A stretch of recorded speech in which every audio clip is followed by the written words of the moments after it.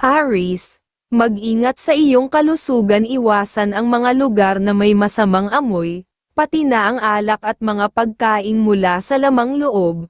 Huwag maglabas ng malaking pera kapag malapit ng gam-abi upang maiwasan ang pagkawala ng swerte, ang signos na pahiwatig ng kalikasan.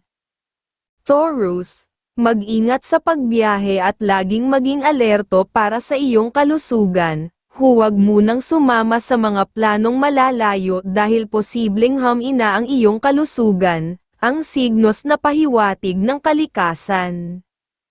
Gemini, mag-ingat sa paggawa ng desisyon ngayong araw. Huwag magmadali at pag-isipan ng mabuti ang iyong mga hakbang upang maiwasan ang kalungkutan. Iwasan din ang pagkain ng mga half-cooked na pagkain para sa iyong kalusugan, ang signos na pahiwatig ng kalikasan. Cancer, doblehin ang pag-iingat sa iyong kalusugan, lalo na sa mga sasakyan o pagtawid ng kalsada. Huwag nang maglabas ng pera kapag gumagabi upang hindi mawala ang iyong swerte, ang signos na pahiwatig ng kalikasan. Leo, umiwas sa mga usapang may kinalaman sa pera ngayong araw, lalo na kung may ibang tao na nakikialam. Kung hindi maiiwasan, manatiling tahimik upang hindi maisahan. Iwasan din ang pagkain ng mga half-cooked na pagkain para sa iyong kalusugan, ang signos na pahiwatig ng kalikasan.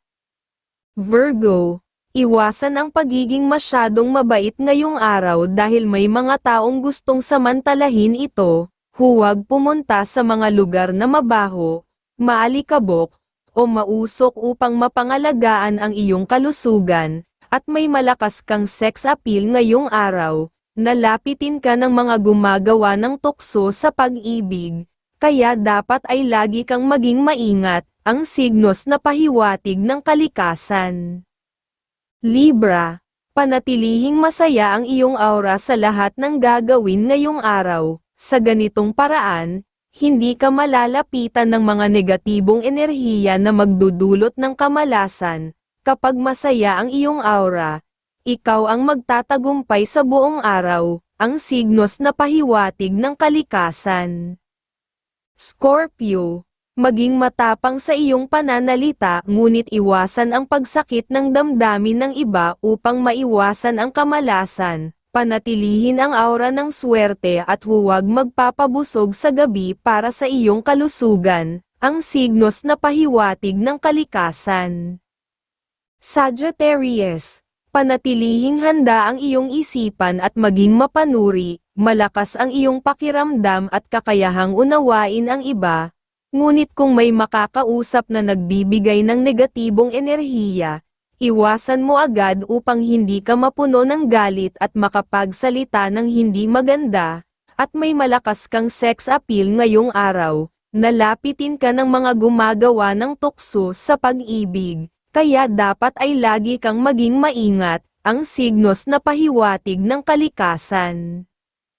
Capricorn, sa araw na ito, makabubuti kung magiging mas mahirap kang makausap. Sa ganitong paraan, lalayo sa iyo ang mga tao, lalo na sa trabaho, at hindi ka mabibigyan ng masamang enerhiya sa paggawa ng desisyon o magiging tamad. Panatilihin ang pagiging tahimik, ang signos na pahiwatig ng kalikasan.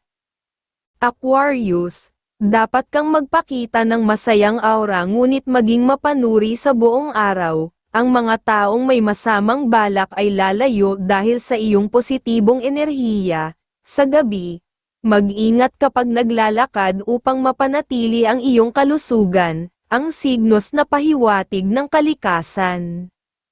Pisces, habaan ang iyong pasensya ngayong araw. Iwasan muna ang pagsama sa mga kaibigan, lalo na sa mga kumare at kumpare, dahil isa sa kanila ang maaaring magdulot ng hindi magandang gastusin at mag-aalis ng iyong swerte.